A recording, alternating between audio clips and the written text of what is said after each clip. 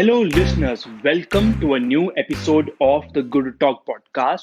हम आपके होस्ट मैं हूँ सागर और मैं हूँ चर्चिल। और हर हफ्ते की तरह we are back with a new topic to talk about जिससे रिलेटेड कुछ स्टोरीज, कुछ एडवाइस, कुछ एडवेंचर्स हम आपसे शेयर करेंगे। पर उसके पहले मैं हमारे एक लिसनर का रिव्यू आपके लिए पढ़ना चाहता हूँ। शेखर ने हमें व्हाट्सएप पे कांटेक्ट किया and he rights, just listen to your recent episode and it was wonderful as always. I have been reading books on Kindle and hard copy, but your information about Audible was new and interesting. Your recent podcast about productivity was great help as well. Thank you so much, Shikhar, for taking the time to listen to the episode और हमें ये feedback भेजने के लिए। अगर आपके पास भी हमारे लिए कोई रिव्यू है या आप अपने कमेंट्स, क्वेश्चंस या सजेशंस हमसे शेयर करना चाहते हैं, तो आप भी हमें व्हाट्सएप कर सकते हैं at 8889460888। With that, let's begin today's episode. आज हम बात करने वाले हैं about your relationship with your special someone. हम देखेंगे कि कैसे आप अपने बॉयफ्रेंड या गर्लफ्रेंड या अपने लाइफ पार्टनर के साथ एक अच्छी रिलेशनशिप बना सकते हैं, बिल्ड कर सकते हैं और साथ में ग्रो कर सकते हैं। Before we get into that, Churchill, why do you feel it is important to talk about this? ये टॉपिक जरूरी क्यों है? सागर, आप नोटिस करेंगे कि जो हमारे इंटीमेट रिलेशनशिप्स होते हैं, भले ही वो हमारे हस्बैंड या वाइफ के साथ हो, बॉयफ्रेंड या गर्लफ्रेंड के साथ हो, अगर आप उनमें हैप्पी होते हैं तो ओवरऑल आपकी लाइफ की हैप्पीनेस काफ़ी ज़्यादा होती है। आप नोटिस करेंगे कि आप अपनी जॉब में या स्टडीज़ में ज़्यादा खुश रहते हैं, आप सोशल लाइफ में ज़्यादा हैप्पी रहते हैं और लाइफ आपको जो भी चैलेंजेस देती है, आप उनको फेस करने के लिए ज़्यादा स्ट्रांग रहते हैं, क्योंकि आपके पास एक रेडी सपोर्ट सिस्टम रहता है उन इंटीमेट रिलेशनशिप्स के फॉर्म में। एंड दैट इज़ व्हाई मुझे लगता है कि ये रिलेशनशिप्स बड़े ज़रूरी हैं और इनके बारे में बात करना कि कैसे आप इनमें नेविगेट कर सकते हैं ताकि ये आपके सोर्स ऑफ जॉय बन सके, बहुत ज़रूरी है। एक और कारण मुझे लगता है कि इनके बारे में बात करना ज़रूरी हो जाता है, वो ये है कि आप नोटिस करेंगे कि प्यार में पड़ना बड़ा आसान होता है। हम सभी ने प्यार किया है और एक से ज़्यादा बार किया है मोस्टली। प्यार में पड़ना या falling in love is natural. आप अगर कुछ नहीं भी करेंगे, कुछ कोशिश नहीं भी करने वाले हैं, तो भी आपको प्यार हो जाएगा कभी ना कभी। But it is staying in love that takes mindfulness. यानी कि अगर आपको उस प्यार में बने रहना है और आप वही फीलिंग्स एन्जॉय करते रहना चाहते हैं जो आपको फर्स्ट फ्यू डेज़ पे लगती है, उसके लिए माइंडफुलनेस लगती है। अगर आप अपने आसपास कोई भी एक्स्ट्राऑर्डिनरी रिलेशनशिप नोटिस करेंगे, आप देखेंगे कि कोई कपल बहुत हैप्पी है, भले ही वो गर्लफ्रेंड बॉयफ्रेंड हो या हस्बैंड वाइफ हो एंड वो बहुत हैप्पी है, तो ऐसा एक्सीडेंट से नहीं हो गया है। ऐसा इसलिए नहीं हुआ है कि दे जस्ट गॉट लकी, कि उन्होंने कुछ नहीं किया और ऑटोमेटिकली उनका रिलेशनशिप अच्छा हो गया। अगर कोई कपल ऐसा है जिसका रिलेशनशिप एक्स्ट्रा ऑर्डिनरी है और वो एक दूसरे के साथ बहुत इंजॉय करते हैं और बहुत हैप्पी हैं, उसके पीछे कहीं ना कहीं बहुत सारा कॉन्शियस थॉट और एक्शन है। उस कपल में दोनों पार्टनर्स बहुत कॉन्शियसली कुछ ना कुछ करते हैं ताकि वो रिलेशनशिप उस तरह का हो जिस तरह का वो एक्चुअली है। That is so true, Churchill, and I think ये हमारे साथ हो ही जाता है कि हम जहां भी सक्सेस देखते हैं किसी के भी पास, तो हमें ऑटोमेटिकली लगता है कि उसका लक बहुत अच्छा रहा होगा और इसलिए उस पर्सन को सक्सेस मिला है। And this applies to relationships as well. हम जब भी किसी को सक्सेसफुल रिलेशनशिप में देखते हैं तो हम ऑटोमेटिकली अज्यूम कर लेते हैं कि they must have been lucky और इसलिए उनके साथ ऐसा हो रहा होगा, इसलिए उनकी रिलेशनशिप इतनी अच्छी है। वी नेवर फाइंड आउट कि एक्चुअली उसको वर्क करवाने में कितनी मेहनत लगती है, how much work it actually takes. Another reason जो मुझे लगता है कि इस टॉपिक पे बात करनी चाहिए इज कि अ लॉट ऑफ सक्सेसफुल पीपल जिनको मैं फॉलो करता हूँ, दे ऑलवेज से कि उनके लाइफ पार्टनर ने या उनके गर्लफ्रेंड या बॉयफ्रेंड ने कितना बड़ा रोल प्ले किया उनके सक्सेस में और उनके बिना वो ये अचीव ही नहीं कर पाते। इनफैक्ट उनकी खुशी और सेटिस्फैक्शन का सबसे बड़ा कारण उनकी यही रिलेशनशिप होती है, rather than the outside success जो हमें दिखाई देता है। एंड आई बिलीव वहां पे एक बात छुपी हुई है कि it does not matter where you are in life. अगर आपकी इंटीमेट रिलेशनशिप सही है तो आप ऑटोमेटिकली ज्यादा जॉय से भरे हुए रहते हैं, ज्यादा हैप्पी रहते हैं और ज्यादा सेटिस्फाइड रहते हैं, which I believe is the ultimate goal anyway. Sagar, ये बात बिल्कुल ट्रू है कि अगर आपका इंटीमेट रिलेशनशिप अच्छा है और स्ट्रांग है, तो आपके सक्सेसफुल होने के चांसेस बहुत बढ़ जाते हैं। और ये चीज़ आप नोटिस भी कर सकते हैं अपने लाइफ में लुक बैक करके कि जब आप स्कूल में थे एंड हम सभी की गर्लफ्रेंड या बॉयफ्रेंड रहे हैं उस टाइम पे, जब आपका रिलेशनशिप अपने गर्लफ्रेंड या बॉयफ्रेंड से मेसी हुआ करता था, तो आप स्टडीज पे फोकस नहीं कर पाते थे। आपका सारा ध्यान झगड़ने पे, या वो छोड़ के तो नहीं चले जाएगा, या वो छोड़ के तो नहीं चली जाएगी, या किसी और पर्सन पे लगा रहता था। एंड आप नोटिस करेंगे कि आपकी लाइफ में कोई ना कोई एक ऐसा पर्सन आया था जिसके साथ आपका रिलेशनशिप बहुत अच्छा था, और उस टाइम पे आप बहुत खुश भी थे, and that person used to push you to do well in life. वो आपको फोर्स करता था कि आप लाइफ में दूसरी जगह भी अच्छे करें। वो आपको बेहतर तरीके से पढ़ने के लिए मोटिवेट करता था। वो आपको अपनी फैमिलीज और फ्रेंड से रिलेशनशिप अच्छी करने के लिए मोटिवेट किया करता था। सो आप नोटिस करेंगे कि अच्छा क्लोज रिलेशनशिप आपको उस रिलेशनशिप में तो हैप्पीनेस देता ही है, आपको लाइफ के बाकी एरियाज में बेटर होने में भी हेल्प करता है, एंड वहीं से बाकी सारा जॉय भी आता है। सो बड़ा जरूरी हो जाता है कि हम ध्यान से देखें कि ऐसा क्या करते हैं एक अच्छे कपल जिससे उनका रिलेशनशिप इतना अच्छा हो जाता है। आई रियली लव एनीथिंग जो आप कर सकते हैं अपने लाइफ में, जिससे आप एक चीज को ठीक करें और आपके लाइफ के हर एरिया में उसका अफेक्ट आए। हमने पहले भी हेल्थ पे और अलग अलग चीजों पे बात करी है, जिससे ये सेम चीज होती है। एंड अपनी क्लोज रिलेशनशिप को फिक्स करने से या उसको बेटर बनाने से भी यही स्पिल ओवर इफेक्ट आपको मिलता है। आपकी लाइफ के हर सेक्शन में उसका फर्क पड़ता है। And that is why this is an area जिस पे आपको काम डेफिनेटली करना चाहिए। So, Jill, one thing I want to ask you right at the very beginning is कि do you think कि सही person को ढूंढना बहुत जरूरी होता है? Because बहुत बार हम सुनते हैं कि you just have to find the right person, you have to find the one for you, जो आप ही के लिए बनाए and so on. Do you think कि अच्छी relationship बनाने में ये जरूरी है या ये requirement है? सागर, एक सही पर्सन को ढूंढना डेफिनेटली काफी जरूरी होता है, but finding the right person does not guarantee happiness. आपने नोटिस किया होगा कि जब भी हम एक नया रिलेशनशिप स्टार्ट करते हैं, तो उसकी स्टार्टिंग में तो बड़ा अच्छा लगता है हमें। हमारे पेट में बटरफ्लाइज होती है, हम कॉन्स्टेंटली वेट करते रहते हैं दूसरे पर्सन के लिए, एंड हमें बड़ा अच्छा लगता है शुरू-शुरू में। बट जैसे-जैसे वो रिलेशनशिप आगे बढ़ने लग जाता है, आप नोटिस करेंगे कि अभी तक जो पर्सन आपका सोर्स ऑफ जॉय हुआ करता था, आपको उसी को लेके बहुत सारा एंगर, डिसअपॉइंटमेंट और सैडनेस आने लग जाती है। एंड ये दोनों जगह पे होता है। ये गर्लफ्रेंड बॉयफ्रेंड के केस में भी होता है, और ये हस्बैंड वाइफ के केस में भी होता है, कि शादी के शुरू के कुछ महीने तो बड़े अच्छे होते हैं, या रिलेशनशिप के शुरू के कुछ मंथ्स तो बहुत अच्छे होते हैं। बहुत सारा स्पार्क होता है, बहुत सारी नॉवेल्टी होती है, बहुत थ्रिल होता है। पर जैसे-जैसे चीज़ें पुरानी होती जाती हैं, वहाँ पे वो मज़ा कम होने लग जाता है। सो यहीं पे वो मेजर पोर्शन आता है कि दिक्कत क्या हो रही है। एंड मेरे अनुभव में दिक्कत ये होती है कि हम बहुत ज़्यादा एम्फेसिस देते हैं चूज़िंग द राइट पर्सन पे, and definitely choosing the right person is very important. But जैसा कि मैंने पहले कहा था कि it does not guarantee happiness. सही पर्सन चूज़ करने का मतलब ये नहीं है कि आपको हैप्पीनेस मिलेगी। So that is just one part. But हमारा जो कल्चर है और हमारी सोसाइटी है, वो इसी पार्ट पे फोकस होके रह गया है। अगर आप शादी के बारे में देखेंगे, तो आप नोटिस करेंगे कि सारी कन्वर्सेशन इसी अराउंड होती है कि तुम्हें किस तरह का लड़का चाहिए, लड़का कितना कमाता है, लड़का कैसा होना चाहिए। जब हम यंग लोगों में भी देखेंगे, तो कन्वर्सेशन इज़ नॉट अबाउट कि आपको रिलेशनशिप कैसे चलाना चाहिए। सारे कन्वर्सेशन इज़ ऑल अबाउट कि तुम्हें कैसा बॉयफ्रेंड पसंद है, या तुम्हें कैसा गर्लफ्रेंड पसंद है, या तुम्हें कैसा लड़का चाहिए या कैसी लड़की चाहिए, उसके ट्रेट्स क्या होने चाहिए।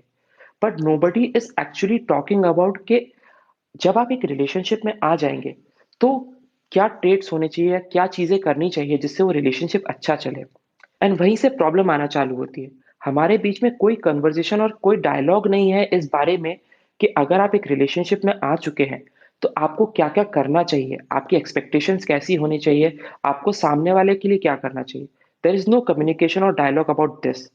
ऑल्सो अगर आप लाइफ के दूसरे एरियाज़ में नोटिस करेंगे, तो आपको कुछ ना कुछ आइडिया होता है कि सक्सेसफुल होने के लिए क्या करना चाहिए। सो अगर आप करियर की बात करेंगे, तो आपको पता है अच्छा पढ़ने से, अच्छे कॉलेज में जाने से, ज़्यादा बुक्स रीड करने से, नेटवर्किंग करने से आपका करियर अच्छा हो सकता है। अगर आप हेल्थ की बात करेंगे, तो आपको पता है कि किस तरह का खाना आपको खाना चाहिए, या आपको कितना वर्कआउट करना चाहिए और कैसा वर्कआउट करना चाहिए, या आपको ट्रेनर लेना चाहिए या नहीं लेना चाहिए, और उससे आपको सक्सेस मिल सकती है।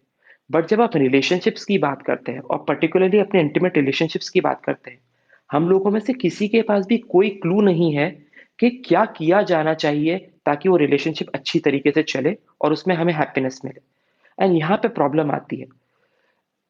और इसी चीज़ को और बड़ा कर देता है ये फैक्ट कि जब भी हम रिलेशनशिप की बात करते हैं, तो हम अकाउंटेबिलिटी नहीं लेना चाहते। हम कभी ये नहीं फ़ील करते कि अगर रिलेशनशिप में कुछ गलत है, तो वो हमारी दिक्कत है। जो कि हम जॉब या हेल्थ के केस में तो फ़ील करते हैं। अगर हमारी हेल्थ अच्छी नहीं है या हमारा जॉब या हमारा करियर सफ़र कर रहा है, तो हम कहीं न कहीं अपने आप को अकाउंटेबल मानते हैं और हम मानते हैं कि हमारी कमियों की वज़ह से या हमारी गलतियों की वज़ह से इसमें कुछ प्रॉब्लम है। पर जब यही चीज़ रिलेशनशिप के टर्म्स में आती है, तो हम नोटिस करेंगे कि हम हमेशा सारा ब्लेम दूसरे पे डाल देते हैं। तो अगर हमारा रिलेशनशिप अच्छा नहीं चल रहा है, तो हमारे गर्लफ्रेंड या बॉयफ्रेंड की गलती है। हमारी शादी अच्छी नहीं चल रही है, तो हमारे हस्बैंड या वाइफ की गलती है। हम कभी भी वो गलती का बर्डन अपने ऊपर नहीं लेना चाहते और ये नहीं बोलना चाहते कि कहीं न कहीं हमें नहीं पता है कि इसे कैसे अच्छी तरीके से नेविगेट करना है और इसलिए इतना डिफ़िकल्ट हो गया है। एंड इसीलिए आप नोटिस करेंगे कि अच्छे रिलेशनशिप्स को चला पाना बड़ा मुश्किल हो जाता है। चर्चिल, आपने काफ़ी सारे अलग-अलग पॉइंट्स पे हिट किया कि किस तरह से हमें कंप्लीटली आइडिया ही नहीं रहता कि how we have to run our relationships.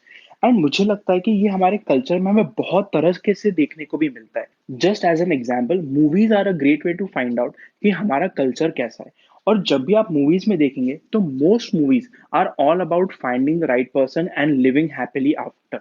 कोई ये नहीं बताता कि उस हैप्पीली एवर आफ्टर के लिए आपको करना क्या होता है। Nobody will tell you the story right after the princess finds the prince. तो आपका यहाँ तक तो बहुत अच्छा लगता है जब तक आपको कोई पर्सन मिलता है, उसके साथ आप इनिशियली बहुत अच्छा हैंग आउट करते हैं एंड सो ऑन। बट जैसे ही कुछ डिफिकल्टी आने लगती है, then you do not have any road map. In fact अगर कोई भी ऐसी मूवी होगी जो इस पॉइंट के बाद की कहानी बताएगी, तो वो कुछ ना कुछ ड्रामा, कुछ ना कुछ डिफिकल्टीज और कुछ ना कुछ प्रॉब्लम्स के साथ ही चलती है, और वो मूवीज को देखने का आपका उतना मन भी नहीं रहता है। सो ऑटोमेटिकली हमारे कल्चर में एक चीज पे एम्फोसिस बहुत ज्यादा होता है, and that is to just find someone, anyone that you can find, that you can like, और उस पॉइंट के आगे सब कुछ ठीक हो जाएगा।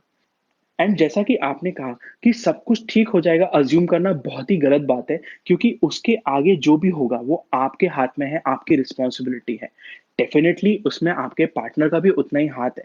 But you have to realise कि किसी भी रिलेशनशिप में आपका रोल कितना इंपॉर्टेंट है, और आपको अपने तरफ से क्या क्या करना होता है किसी भी रिलेशनशिप को संभालने के लिए, उसको ग्रो करने के लिए। So that's a great point Churchill, कि नोबडी टेल्स अस कि आगे क्या करना है, एंड दैट इज वाई इस पे बात करना बहुत जरूरी है।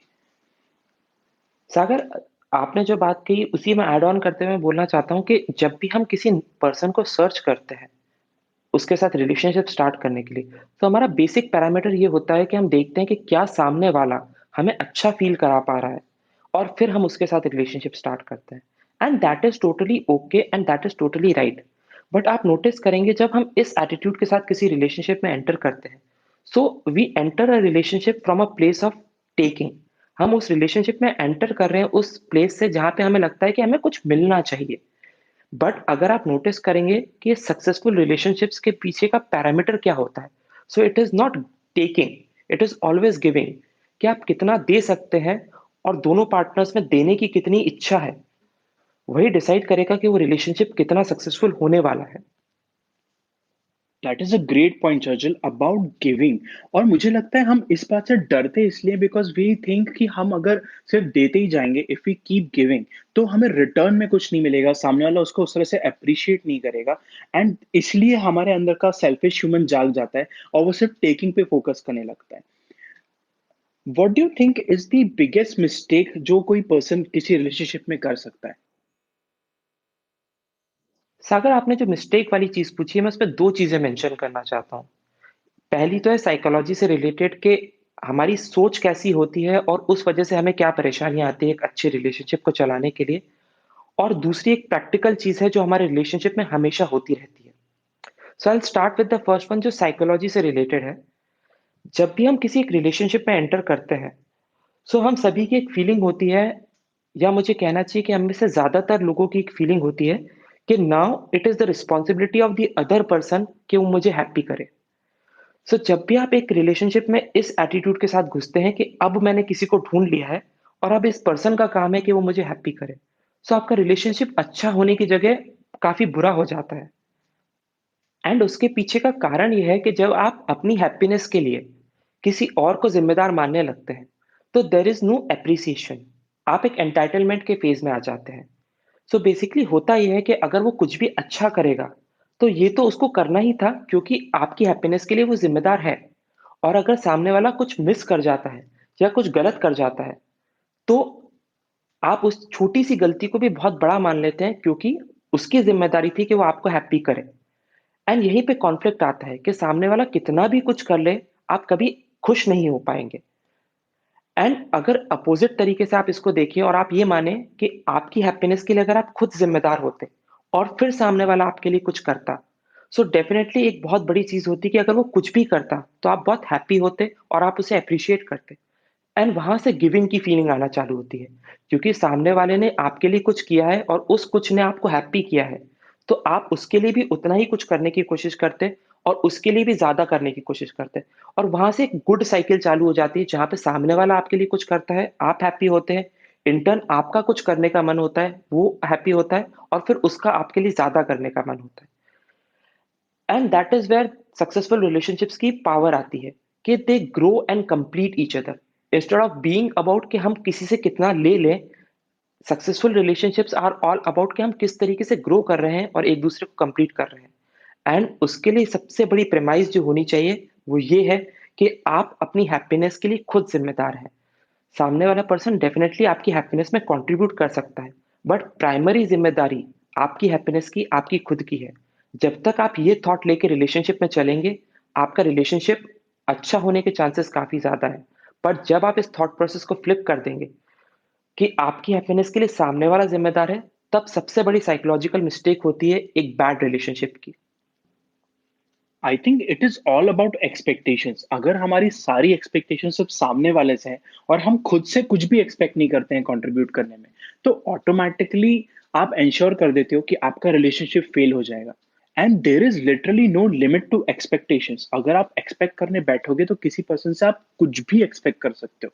मुझे याद आता है कि डियर जिंदगी मूवी में शाहरुख खान का कैरेक्टर आलिया भट्ट को समझाता है कि when you get someone that you want to date, तो ऑटोमेटिकली आप ना सिर्फ उसको अपनी डेट मानते हो, you also expect the person to be your friend, you also expect them to be your support, you also expect them कि आप उनको अपने सारे सीक्रेट्स बता सको एंड सो ऑन।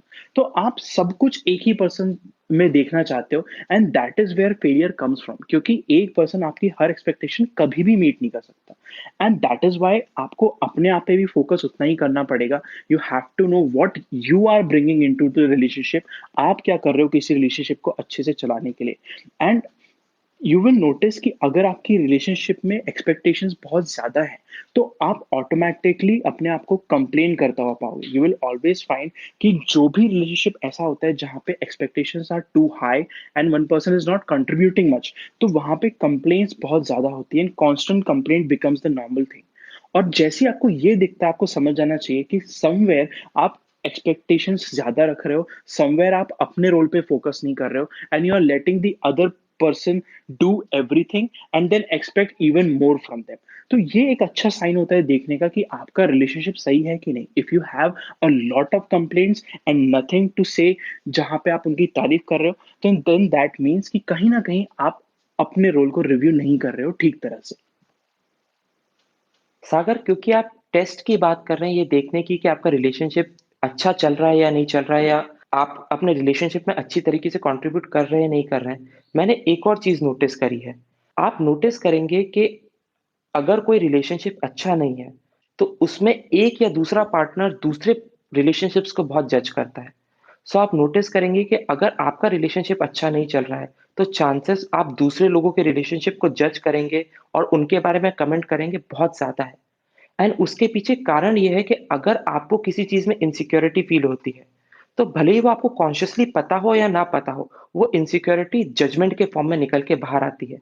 अगर आप किसी एरिया में वल्नरेबल है शेम के लिए, तो आप डेफ़िनेटली दूसरों को ज़्यादा जज करेंगे, उनके बारे में ज़्यादा कमेंट करेंगे। सो ये एक बहुत अच्छा लिटमस टेस्ट है ये जानने के लिए कि अगर आप दूसरों के रिलेशनशिप्स के बारे में बहुत ज़्यादा बात कर रहे हैं, तो कहीं न कहीं एक्चुअली आप अपने रिलेशनशिप से भी अनसैटिस्फाइड हैं एंड वहाँ से आपको उसे पिक करना चाहिए। एंड उसके पीछे की साइकोलॉजी ये है कि अगर मेरी हेल्थ बहुत अच्छी है, किसी पर्सन की अगर बॉडी बहुत फिट है और वो बहुत हेल्दी है, तो उससे कोई फ़र्क नहीं पड़ता है कि कोई इंसान मोटा है या पतला है। आप कभी किसी बहुत हेल्दी पर्सन को नोटिस नहीं करेंगे ये बोलते हुए कि अरे तू तो कितना मोटा है या तू तो कितना पतला है। बट अगर आप एक एवरेज दिखने वाले इंसान हैं, तो आप नोटिस करेंगे कि आप दूसरों की बॉडी शेमिंग ज़्यादा करते हैं। और this happens in terms of other areas also. अगर मैं एक अच्छा पेरेंट हूँ तो मुझे फर्क नहीं पड़ता कि दूसरे लोग कैसे पेरेंटिंग कर रहे हैं, मैं अपनी पेरेंटिंग से खुश हूँ and that is all matters to me. But अगर कहीं ना कहीं मुझे वल्नरेबिलिटी फील होती है इस एरिया में कि मुझे लगता है कि मेरी पेरेंटिंग उतनी अच्छी नहीं है, और भले ही मुझे कॉन्शियसली रियलाइज नहीं कर रहा हूँ, बट एक जनरल चेक ये हो सकता है कि अगर मुझे अपनी पेरेंटिंग पे फेथ नहीं है तो मैं दूसरों की पेरेंटिंग स्टाइल पे बहुत सारे कमेंट्स करूंगा। सो अगर आप भी ऐसा कुछ कर रहे हैं तो एक अच्छा लिटमस टेस्ट है या अच्छा इंडिकेटर है आपको ये बताने के लिए कि कहीं ना कहीं आप अपने रिलेशनशिप से उतने हैप्पी नहीं है जितना आप क्लेम करते हैं, एंड आपको एक्शंस लेने पड़ेंगे उसे ठीक करने के लिए। And that brings me to the next mistake जो लोग सबसे ज्यादा करते हैं अपने रिलेशनशिप में। सर अगर आप मुझसे पूछेंगे कि एक एक्सेप्शनल रिलेशनशिप को क्या डिफाइन करता है, सो एक सिंगल लाइन में एक एक्सेप्शनल रिलेशनशिप को मैं डिफाइन कर सकता हूँ। There is a quote by Rumi and he says, there is a field beyond wrong and right and I will meet you there. And मैं इस पूरे कोटेशन को बड़ी सिंपल वेज में डिफाइन करता हूँ कि इस पूरे स्टेटमेंट में जो वो बोलना चाह रहे हैं वो ये है कि there is a place for every conversation in a relationship but not for ego satisfaction. अगर एक हैप्पी रिलेशनशिप है तो आप उसमें किसी भी बारे में बात कर सकते हैं, बट ईगो सेटिस्फैक्शन नहीं कर सकते। And that is what he is trying to communicate जब वो बोलना चाहते हैं कि देर इज अ प्लेस सही और गलत के आगे जहां पे हम मिलेंगे। तो जब आप एक अच्छे रिलेशनशिप में हैं तो आप बात कर सकते हैं, आप कम्युनिकेट कर सकते हैं, but there is no scope for ego satisfaction. हम गलती ये करते हैं कि हम ज़्यादा इंटरेस्टेड हैं सही होने में बात करने के मुकाबले। जब भी हम कोई टॉपिक पे बात करते हैं या आर्ग्यूमेंट करते हैं या हम कुछ बारे में डिस्कस करना चाहते हैं, तो हम ये नहीं चाहते कि हम ज़्यादा क्लोज हों या हम ग्रो करें। हम ये चाहते हैं कि हम सही प्रूव हो जाए। किस तरीके से हम जो बोले उससे हम सही साबित हो जाए और हमारा ईगो सेटिस्फैक्शन है। और अगर आप इस तरीके से किसी रिलेशनशिप में बात करते हैं, there can be no conversations और आप कभी ग्रो नहीं कर सकते। क्योंकि आपने कन्वर्सेशन की बात की चर्चिल, मैं एक रिलेटेड चीज़ बताना चाहता हूँ। एक गलती जो मैंने अपनी रिलेशनशिप्स में हमेशा देखी है, दैट इज़ कि मैं कभी भी ओपन नहीं होता हूँ एंड दैट मीन्स कि मैं कभी भी किसी पर्सन से शेयर नहीं करता कि मैं क्या फ़ील करता हूँ, मुझे क्या पसंद है, क्या नापसंद है, किस तरह की चीज़ें मेरे को सच में इंटरेस्ट करती हैं। And this became very apparent to me जब मेरी एक पर्टिकुलर रिलेशनशिप में मेरे साथ एक चीज़ हुई। जैसा कि आप जानते हैं, मैं खुद एक राइटर हूँ, म्यूज़िशियन हूँ। मुझे म्यूज़िक बहुत पसंद आता है, म्यूज़िक कॉन्सर्ट्स में जाना पसंद है एंड सो ऑन। एंड उस पर्टिकुलर रिलेशनशिप में कुछ ऐसा हुआ कि मैं किसी कॉन्सर्ट में जाना चाह रहा था और सिर्फ़ वहाँ जाने को लेकर हमारी लड़ाई हो गई थी। एंड मुझे बहुत सरप्राइज़ हो रहा था उस वक़्त कि ये कोई एक ऐसी चीज़ है जो मुझे बहुत पसंद है और सामने वाले को ये बात पता कैसे नहीं है? How does she not know कि मुझे ये चीज़ पसंद है and why are we really fighting about this? काफ़ी वक़्त के बाद जब वो रिलेशनशिप खत्म हो गया एंड लेटर ऑन मैं उस बारे में सोच रहा था, आई सडनली रियलाइज़ कि मैंने कभी ठीक से बताया ही नहीं कि ये चीज़ मुझे कितनी पसंद है, what it means for me and why it is important for me. और मुझे लगता है ये हम हर रिलेशनशिप में करते हैं। हम कभी बात ही नहीं करते कि हम सच में क्या पसंद करते हैं, क्या नापसंद करते हैं। हम अज़्यूम कर लेते हैं कि सामने वाले को ऑलरेडी पता होगा, जस्ट बिकॉज़ हमें हमारे माइंड के अंदर ऑलरेडी पता है।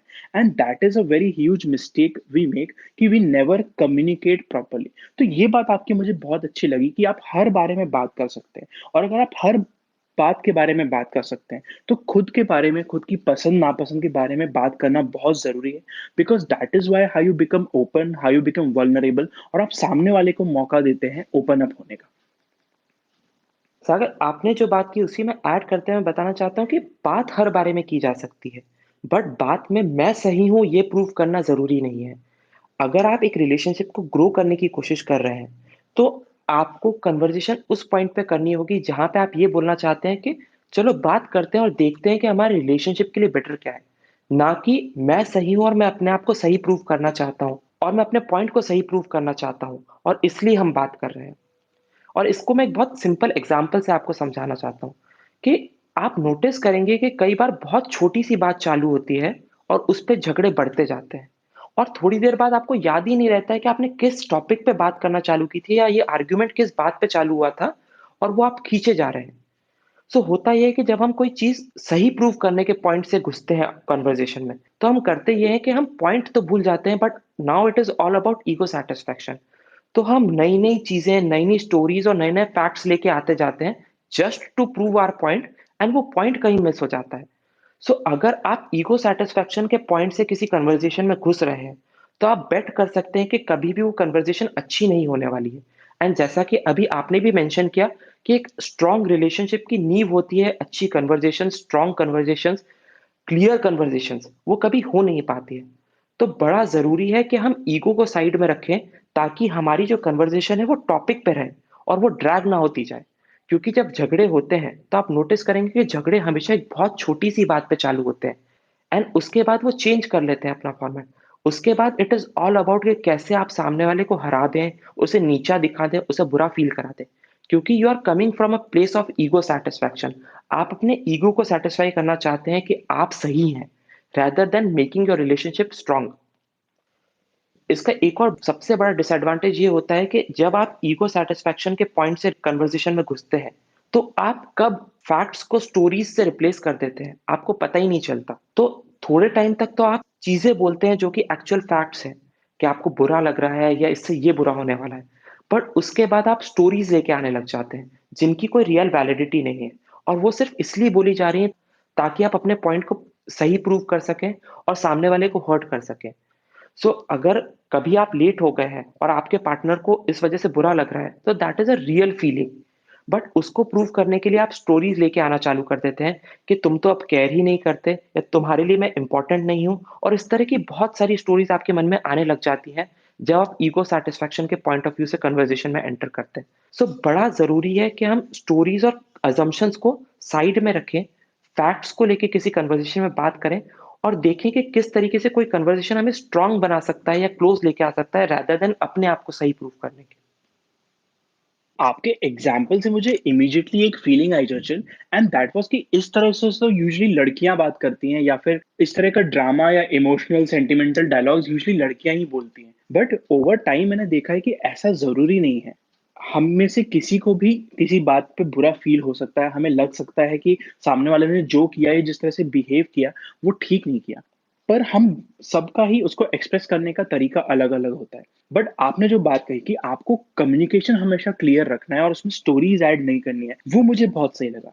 ऐसा नहीं है कि आप जो फील कर रहे हैं वो आप एक्चुअली फील नहीं कर रहे हैं। डेफिनेटली ऐसा हो सकता है कि आपको फीलिंग आए कि सामने वाले ने आपके लिए केयर नहीं किया, सामने वाले ने आपको ध्यान नहीं दिया, एंड सो ऑन। बट ये कहना कि आप मुझको ध्यान नहीं देते is very different from saying कि जब आप ऐसा करते हो तब मुझे ये फीलिंग आती है कि आप मुझ पे ध्यान नहीं देते। And these are the same thing, इससे कम्युनिकेट सेम चीज हो रही है, बट द टोन जिसमें वो कम्युनिकेट होता है, आई थिंक वो बहुत बदल जाता है। And tone matters a lot in clear communication, कि अगर आपको अपनी फीलिंग्स क्लियरली बतानी है, सामने वाले को ये बताना है कि आपको कैसा महसूस हुआ, ना कि कंप्लेन करना है, तो उसको सही तरीके से बताना बहुत जरूरी होता है। So this is a distinction that you can make, कि आप सच बोल रहे हैं या आप स्टोरी के साथ किसी चीज को ड्रामा ऐड करके बोल रहे हैं। डज नॉट मैटर कि आप मेल है या फीमेल है, this happens with everyone, and that is why इस पे ध्यान देना जरूरी होता है, मुझे लगता है। डेफिनेटली सागर, आपको क्लियर कम्युनिकेट करना है, और आपको ये भी ध्यान रखना है कि communication is always about getting close. उस कन्वर्सेशन के बाद कहीं ना कहीं आप दोनों के अंदर कोई रियलाइजेशन आना चाहिए जिससे आप क्लोज हो सके। It should never come from a point कि जहाँ पे आप प्रूव करने की कोशिश कर रहे हैं कि मैं सही हूँ या आप सही हैं।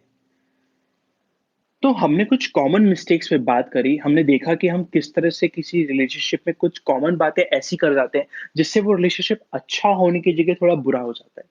So now let's get into कि किसी रिलेशनशिप को बेटर अगर आपको करना है, इफ यू डिसाइडेड कि हाँ ये रिलेशनशिप मेरे लिए इंपॉर्टेंट है और मेरे को इसको बेटर करना है ताकि मेरी लाइफ में खुशी आ सके और सामने वाले पर्सन की लाइफ में खुशी आ सके, तो उस तरफ कैसे काम कर सकते हैं? How can you start getting better in a relationship? Sagar, एक अच्छा रिलेशनशिप दो लोगों को कंप्राइज करता है, एंड इसके लिए बड़ा जरूरी है कि दोनों लोग कॉन्शियसली उस रिलेशनशिप में कंट्रीब्यूट करें। एक स्कूटर जिसके एक टायर में हवा ज्यादा है और दूसरे टायर में कम है, कभी अच्छे से नहीं चल सकता। But at the same time बड़ा जरूरी ये भी जानना है कि कहीं से तो स्टार्टिंग करनी है। तो अगर स्कूटर के दोनों टायरों में हवा कम है, तो आपको पहले एक टायर में हवा भरनी पड़ेगी। एंड दैट मीन्स कि उस पहले पर्सन को जिसको चेंज लेके आना पड़ेगा उस रिलेशनशिप को बेटर करने के लिए, वो आपको बनना पड़ेगा। एंड हम में से सभी को लगता है कि सामने वाला ही सब कुछ गलत करता है, और मैं क्यों चेंज करूं अपने आप को, और सामने वाले को अपने आप को चेंज कर लेना चाहिए। बट अगर आप चाहते हैं कि आपका रिलेशनशिप अच्छा हो, तो वो चेंज सबसे पहले आपको लेके आना पड़ेगा।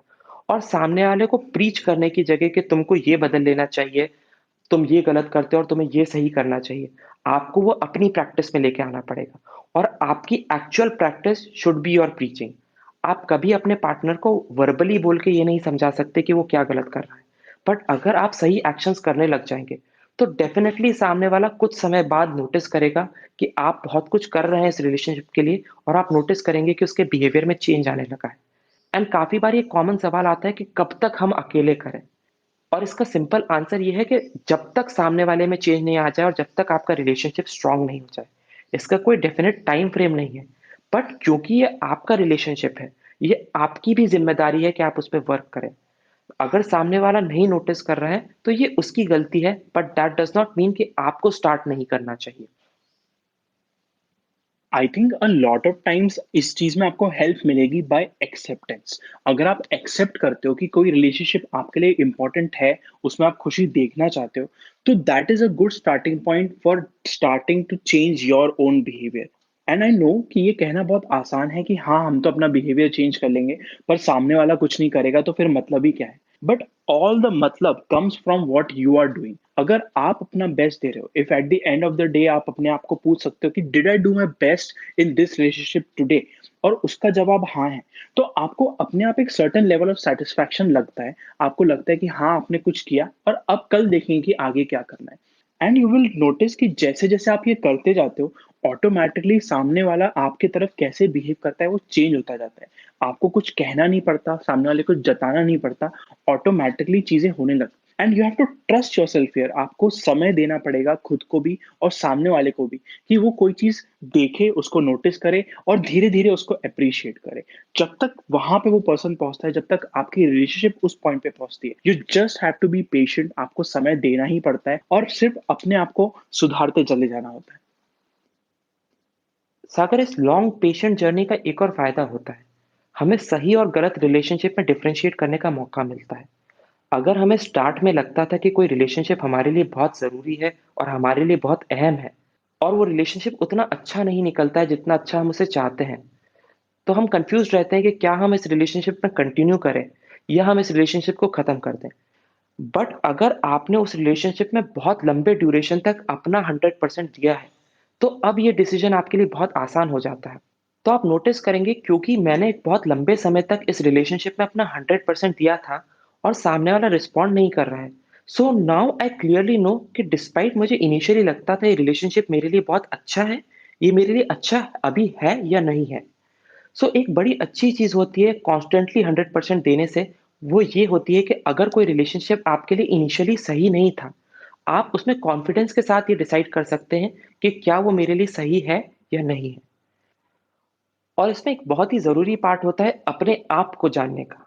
आपको जानना होगा कि आपके गोल्स क्या हैं, क्या चीज़ें आपको हैप्पी करती हैं, आपके एस्पिरेशंस क्या हैं। और ये जानना ज़रूरी इसलिए हो जाता है कि जब भी हमारी ज़िंदगी में कोई वॉइड आता है, तो हम उसे रिलेशनशिप से फ़िल करने की कोशिश करते हैं। ये हमारे कल्चर में बाय डिफ़ॉल्ट आ गया है कि अगर आप हैप्पी नहीं हैं, तो आप एक रिलेशनशिप में चले जाएँ और कहीं न कहीं से आपको हैप्पीनेस मिल जाएगी। बट रिलेशनशिप्स डिस्पाइट जितना भी ज़रूरी हो, वो हर तरह के वॉइड को पूरा नहीं कर सकते। और हमारे साथ दिक्कत ये है कि हम एक्सपेक्ट कर लेते हैं कि हम एक रिलेशनशिप में जाएँगे और अब सामने वाले पर्सन की रिस्पॉन्सिबिलिटी है कि हम में जो भी कमियाँ हैं या हमारे अंदर जो भी वॉइड है, उसको पूरा करेंगे। और इसका रिज़ल्ट ये होता है कि हमारे रिलेशनशिप्स बहुत ही सफ़र करते हैं। बड़ा ज़रूरी है अपने आप को जानना भी, कि आपको क्या चीज़ें हैप्पी करती हैं, आपके क्या गोल्स हैं, क्या एस्पिरेशंस हैं, आपको किन चीज़ों में मज़ा आता है, ताकि आप रिलेशनशिप पे अननेसेसरी बर्डन ना डालें और आप अपनी हैप्पीनेस खुद सीक कर सकें। That's a good point Churchill, कि you always have to see the big picture. यानी कि आपका रिलेशनशिप आपकी लाइफ का एक पार्ट है, ना कि आपकी पूरी की पूरी लाइफ। सो अगर आप अपने लाइफ के दूसरे एरियाज में सेटिस्फाइड नहीं है, if you do not know कि आपको लाइफ में क्या चाहिए, तो रिलेशनशिप आपको हेल्प कर सकता है थोड़ी शांति पाने में, थोड़ी देर के लिए हैप्पीनेस पाने में, but it can not replace all the other areas of your life. अगर आप ऐसा करने की कोशिश करोगे तो आप अपनी रिलेशनशिप में बहुत ज्यादा प्रेशर डालोगे, and there is simply no way कि सामने वाला आपकी इस एक्सपेक्टेशन को पूरा कर पाएगा। इनफैक्ट अगर सामने वाला आपसे ये चीज़ एक्सपेक्ट कर रहा होता, तो उसको भी शायद आप यही बोलते कि I can not do everything for you, I can not make you feel great about everything in your life. तो यही इस बात पे अप्लाई होता है that you have to know कि आपकी लाइफ की बिगर पिक्चर क्या है। एंड इसी के साथ बड़ा ज़रूरी ये भी है कि आप अपने आप के लिए प्यार जनरेट करें। एक अनफुलफिल्ड इंसान या एक इंसान जो अपने आप से प्यार नहीं करता, वो कभी भी एक अच्छे रिलेशनशिप में नहीं आ सकता। अगर आप अपने आप से प्यार नहीं करते हैं, तो देयर इज़ नो वे कि आप किसी दूसरे पर्सन से प्यार कर सकें और उसे वो प्यार जता सकें। सो बड़ा ज़रूरी है कि आप अपने लिए सेल्फ लव कल्टीवेट करें। अगर आपको सेल्फ लव से डिफ़िकल्टी होती है, तो हमने एपिसोड नंबर 23 किया था, which was all about self love, कि कैसे आप अपने लिए प्यार निकाल सकते हैं या कैसे आप अपने अंदर वो प्यार डेवलप कर सकते हैं, ताकि आप दूसरे लोगों से भी इफ़ेक्टिवली और उतनी ही अच्छी तरीके से प्यार कर सकें। That is true Churchill, and I think this is very important कि आप खुद से प्यार करें, क्योंकि आप खुद को जो हैप्पीनेस, खुद को जो प्यार नहीं दे सकते, there is a very big chance कि कोई और वो चीज आपको नहीं दे पाएगा। इनफैक्ट मुझे लगता है कि आपकी क्लोज रिलेशनशिप हर चीज मैग्नीफाई करती है। अगर आप खुद बहुत खुश हैं, तो ऑटोमेटिकली अपनी क्लोज रिलेशनशिप में आप और ज्यादा खुश होंगे। अगर आपको खुद के साथ कोई प्रॉब्लम है, खुद पर कुछ गुस्सा है, खुद की तरफ कुछ सैडनेस है, तो वो सेम सैडनेस, गिल्ट या एंगर आपकी क्लोज रिलेशनशिप में और बड़ा बन जाएगा। So it does not matter कि आप अपने बारे में क्या फील करते हैं, अच्छा या बुरा। आप जो भी फील करते हैं, आपकी क्लोज रिलेशनशिप उसको मैग्नीफाई करेगी और वो चीज आपको वापस उतने ही बड़े फॉर्म में दिखाई देगी। तो अगर आपको अपनी रिलेशनशिप में अच्छा फील नहीं हो रहा है, it is a great time to realise कि देयर माइट बी समथिंग जो आप खुद में पसंद नहीं करते, जिसके साथ आपको खुद प्रॉब्लम है, और उस पर आप काम करना शुरू कर सकते हैं। और आप देखोगे कि जैसे आप वो चीज करना शुरू करते हो, ऑटोमेटिकली उसका इफेक्ट आपकी रिलेशनशिप में आने लगता है। एंड इसको करने का सबसे आसान तरीका ये है कि आप रिलेशनशिप को अपनी हॉबी बना लें। सो आप रिलेशनशिप को वैसे ही ट्रीट करें जैसे आप किसी हॉबी को ट्रीट करते हैं। अगर कोई चीज़ आपकी हॉबी होती है, तो आप क्या करते हैं? आप उसके लिए समय निकालते हैं, आप उसमें बेटर होने की कोशिश करते हैं, आप उसके बारे में क्लास लेते हैं, बात करते हैं, पढ़ने की कोशिश करते हैं। सो आपको रिलेशनशिप के बारे में भी यही करना है। Instead of taking blunt advices जो कि सिंपल लाइनर्स होती हैं, कि आपको ज़्यादा अच्छे से कम्युनिकेट करना चाहिए, आपको अच्छा लिसनर बनना चाहिए। मेक रिलेशनशिप योर हॉबी, क्योंकि ये एडवाइसेस सुनने में जितनी अच्छी लगती हैं, जब आप इम्प्लीमेंटेशन की बारी आती है, तो आप उन्हें इम्प्लीमेंट नहीं कर सकते। बट अगर आप रिलेशनशिप को अपनी हॉबी बना लेंगे, तो कहीं न कहीं आप नोटिस करेंगे कि आप धीरे-धीरे उसमें बेटर होते जा रहे हैं। आप रिलेशनशिप के लिए टाइम निकालिए, आप उसके बारे में पढ़ने की कोशिश करिए, आप ऐसे लोगों से बात करने की कोशिश करिए जिनका रिलेशनशिप ऑलरेडी अच्छा है, और जानने की कोशिश करिए कि वो क्या करते हैं अपने रिलेशनशिप को इतना अच्छा बनाए रखने के लिए। आप काउंसलर्स के पास जा सकते हैं, आप उस बारे में बुक्स पढ़ सकते हैं। बट ऐसी कोई भी चीज़ जो आपको रिलेशनशिप में बेटर होने की फीलिंग देती है, आपको वो करनी चाहिए। और इस सिंपल हैक से, by making relationship your hobby, आप नोटिस करेंगे कि आपके रिलेशनशिप काफ़ी अच्छे हो गए हैं पहले के मुकाबले। चर्चिल, इसके अलावा is there anything you would say कि जो रिलेशनशिप को बेटर करने में इमीडिएटली हेल्प करता हो? सागर, मेरे पास एक लास्ट फाइनल टिप है जो मैंने पर्सनली भी यूज़ किया है, जो इमीडिएटली आपके रिलेशनशिप को डे बाय डे इंप्रूव करने में हेल्प करता है। And that is setting intentions of the day. जैसे कि आप लाइफ में बाकी सारी चीज़ें चेंज कर सकते हैं। अगर आपका करियर बहुत अच्छा नहीं है, तो आप करियर इंप्रूव कर सकते हैं। अगर आपकी हेल्थ अच्छी नहीं है, तो आप हेल्थ इंप्रूव कर सकते हैं, just by working day on day basis. उसी तरह आप हर डे का रिलेशनशिप के लिए इंटेंशन सेट करके रिलेशनशिप्स को भी इंप्रूव कर सकते हैं। और उसके लिए आपको करना ये है कि जब भी आप सुबह उठें, सो आपको एक छोटा-सा इंटेंशन लेके अपने दिन को स्टार्ट करना है अबाउट योर रिलेशनशिप। सो हो सकता है कि आपका इंटेंशन हो कि आज के दिन मेरा पार्टनर कुछ भी बोलेगा, कितना भी बुरा बोलेगा, आज मैं चिल्लाऊँगा नहीं। और अगर आपके लिए ये बहुत डिफ़िकल्ट है, तो आप एक छोटा-सा इंटेंशन ले सकते हैं कि अगर मेरा पार्टनर कुछ भी गलत बोलेगा, कितना भी बुरा बोलेगा, आज के दिन जब वो ये गलत बोलेगा, मैं चिल्लाने की जगह हल्की-सी स्माइल कर दूँगा। सो आपको ऐसे छोटे-छोटे इंटेंशंस हर डे सेट करने हैं। ये एज़ अ कपल अगर आप कर पाते हैं तो बहुत ही अच्छा है, बट अगर एज़ अ कपल आप नहीं भी कर पाते हैं, सो आप इंडिविजुअली भी ये करने की कोशिश करें। और जब इवनिंग में हो या आप सोने जा रहे हो, उसके पहले आप अपने इंटेंशंस को रिव्यू करें और आप देखें कि आपने उन पे कैसा परफ़ॉर्म किया है। अगर आपने सोचा था कि आज आप चिढ़ के जवाब नहीं देंगे, तो क्या आप आज चिढ़े थे या नहीं चिढ़े थे, और उस बेसिस पे 1 या 2 मिनट का रिफ्लेक्शन करें और फिर सो जाएँ और next day same process repeat करें।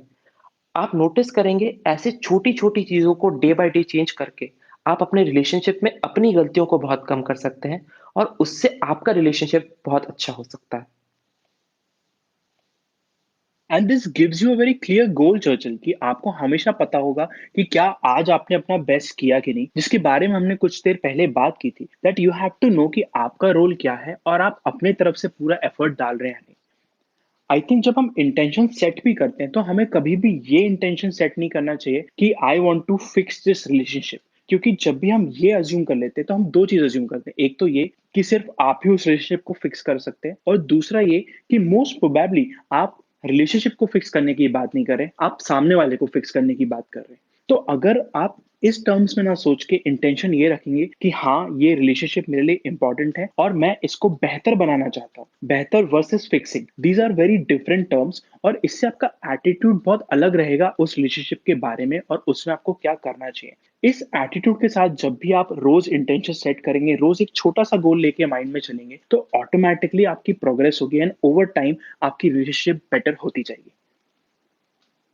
सागर, इसी में एक चीज और ऐड करना चाहता हूं मैं before we wind up this episode, and that is कि content is never in your control but context is.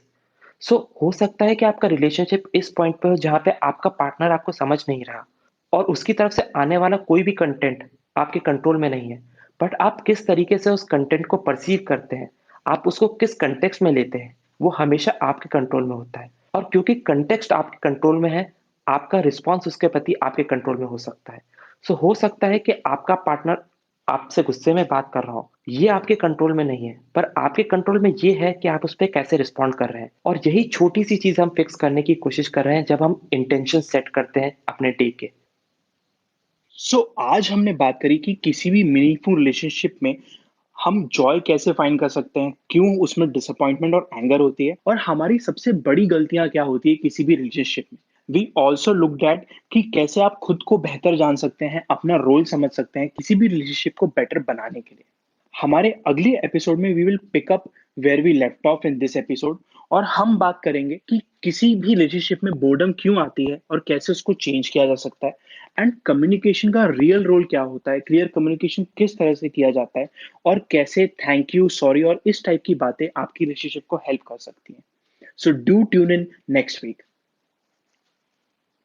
अगर आपके पास रिलेशन से रिलेटेड कोई भी क्वेश्चंस है और आप चाहते हैं कि हम उस बारे में बात करें, तो आप हमें अपने क्वेश्चंस सेंड कर सकते हैं व्हाट्सएप पे 8889460888 पे, और हम उसे अपने नेक्स्ट एपिसोड में इंक्लूड करने की कोशिश करेंगे। हमारी आपसे रिक्वेस्ट ये होगी कि आपको जो भी क्वेश्चन सेंड करने हैं वो आप हमें वेडनेसडे के पहले सेंड कर दें, ताकि हमारे पास एम्पल टाइम रहे उन पे रिफ्लेक्ट करने का और उन्हें अपने एपिसोड में इंक्लूड करने का। And please share this podcast with your friends and family. किसी से भी ये पॉडकास्ट शेयर करने के लिए simply give them the link thegoodtalk.in, और वो अपने फेवरेट पॉडकास्टिंग प्लेटफॉर्म या फिर हमारी वेबसाइट पर हमारे एपिसोड्स को सुन पाएंगे। और जब आप उनसे ये पॉडकास्ट शेयर करें, don't forget to tell them कि आपका फेवरेट एपिसोड कौन सा था। और अगर आपको ये एपिसोड अच्छा लगा हो, so we would highly urge you कि आप ये एपिसोड अपने पार्टनर से शेयर करें, ताकि वो भी वो बेनिफिट्स ले सकें जो आपने अभी लिए हैं। With that we come to an end of this episode of the Good Talk podcast. हम हैं आपके होस्ट, मैं हूं चर्चल, और मैं हूं Sagar. Saying bye bye. Bye bye.